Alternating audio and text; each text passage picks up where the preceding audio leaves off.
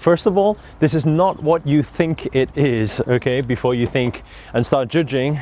But this type of energy is the most powerful, and we all actually have it. But how to actually use it to our advantage is the secret, which we're going to dive deep into. When it comes to learning, there's nobody ahead and nobody behind. I don't believe I was born with all the skills. I don't believe I was born confident. But what I do know is that if I decide that I'm going to go in on something, I'm either going to go big or I'm going to go home.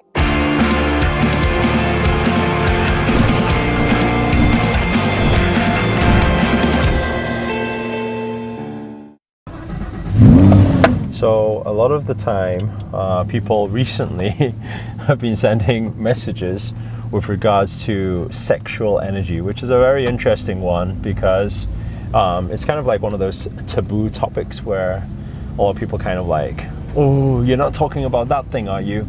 But actually, we can't deny that whether we call it, you know, God's creation, the Big Bang, the creation from the universe, like sexual energy is something that exists. Like without sex we wouldn't be alive, you know. So but this topic that I'm speaking about today is not so much about sex as you know it, but it's to acknowledge first of all that we all have such energy and it exists, and there is a masculine and feminine energy that exists also, right? And we all have both, by the way, so it's just about the balance of it. Now, when we start to understand that, we start understanding manifestation is a very powerful thing, because I don't know if you guys have read the book by Napoleon Hill, Think and Grow Rich, but in one of the lost chapters, there's a section where he talks about sexual transmutation, which is about a section where he says that he found that a lot of successful people who actually got results, got what they want in life, or we could say manifested what they want in life, they had a high sexual drive. But the only difference is it doesn't mean that they had a lot of sex as we know it, but it means that they knew how to shift that energy towards work.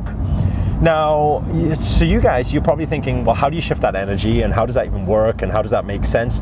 But actually, we all actually do it anyway. The only difference is whether we do it consciously or we do it subconsciously. So, to give you an example of it, let's say, for example, we all manipulate male, so masculine and feminine energies. And how I can give you an example of that is, let's say, for example, if there was a meeting, and inside that meeting there were, I don't know, 5 guys having that meeting. Now, let's say, for example, if you had put 2 girls inside that meeting, it would be a totally different meeting. Think about it. Guys, they would probably sit up a little bit taller. They would probably like show a little bit more of their masculine side, their control, their power, their dominance maybe. And it's very natural that we do that without even thinking about it. And the reason behind it is because this is part of nature. This is part of who we are, right? This is an action-reaction to energies. And so when we start to understand that, something very, very powerful happens, because it's happening already. But if you can take what you're doing in subconscious, let's say girls do it at the same time, right? When men are around, they will act a different way. Think about your conversation with your girlfriends, right? Girls out there, if you have a conversation with your girlfriends, when men are around, it will be slightly different, because there will be some sort of feminine energy put out there to attract the opposite sex, and this is very natural, right? And so when we start to see this, what do we realize? We realize that it exists anyway, right? And a lot of the time, we perform better when we are with those energies, right? We outperform when the opposite energy is not there. So when we come to that acknowledgement, what can we now understand? I'm just gonna stop here, and then I'm just gonna explain this to you. So what can we understand from that is a very simple thing, is that if we become conscious of it, when we feel, let's say some people have a high sexual drive, or they feel that attraction for other people, then if we take that moment, instead of finding like a need to release it there, to say, hey, how can I now divert this focus instantly, and then divert that focus straight onto something that I'm passionate about working on, a project, something I'm doing, right? In an environment where maybe same sex or opposite sexes are there, which causes that attraction, which then you can outperform yourself usually. So if you take this into your consciousness, it changes everything. And so instead of, which a lot of people have also said, I mean, I don't really usually talk about this topic because it's reality, it's nature, but it's very taboo in today's society. And so sometimes, you know, we have to see what we're talking about, because people, when they don't understand it correctly, they give a misinterpretation of what's being said. But actually another thing that a lot of law of attraction people and all the rest of it and spiritual masters have been talking about, and I've seen some work with Sadhguru as well, is about people watching porn as well. So when we start understanding that, instead of saying, hey, we need to watch porn to release that type of energy, how can we divert in those moments we feel that drive? How do we divert that focus onto something we're passionate about, something that will empower us, something that will impact the world? When we do, we will start seeing that energy is one of the most powerful energies in this universe. And then when that transfers, the results manifest very, very, very quickly. So guys, I just thought I'd give my take on the topic for you guys because of the requests that have been coming in through Instagram, through YouTube, through email, and for you to get a better understanding of it. If you got anything out of it whatsoever, or if it was just an entertaining topic for you, just please do hit the thumbs up, hit the like button. Also comment below, let us know where you guys have tuned in from. That's always nice to know. And your views on the topic as well. That's always nice to know.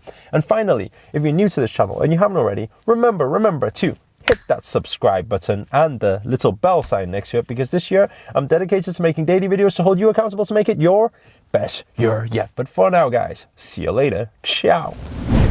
So today I thought, why not do something a little bit different?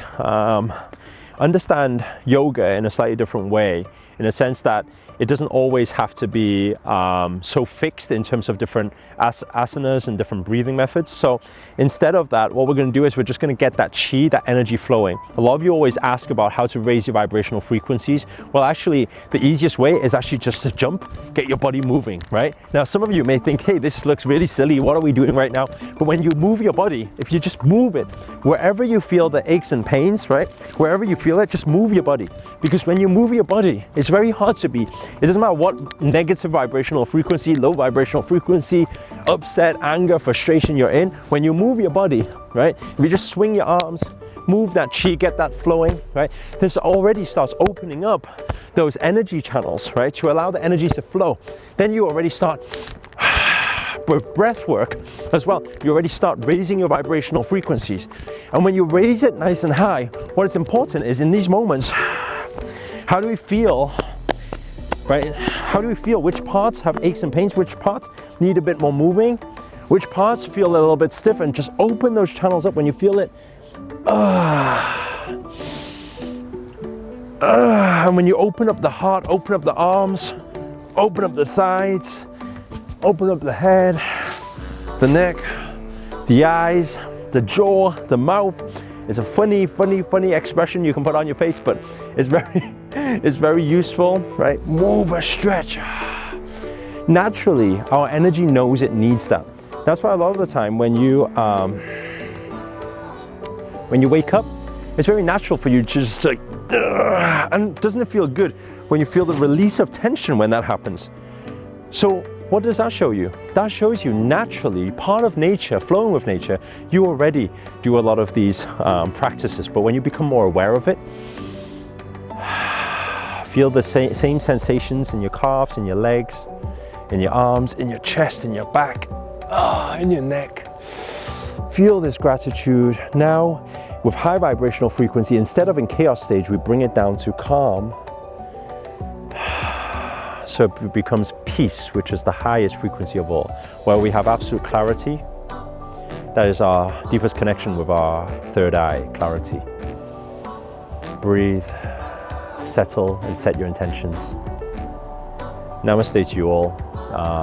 If you guys enjoyed it, make sure to tune in every week. We have Yogi in the Lamborghini on Thursdays, and all the other episodes every other day, every day, in fact.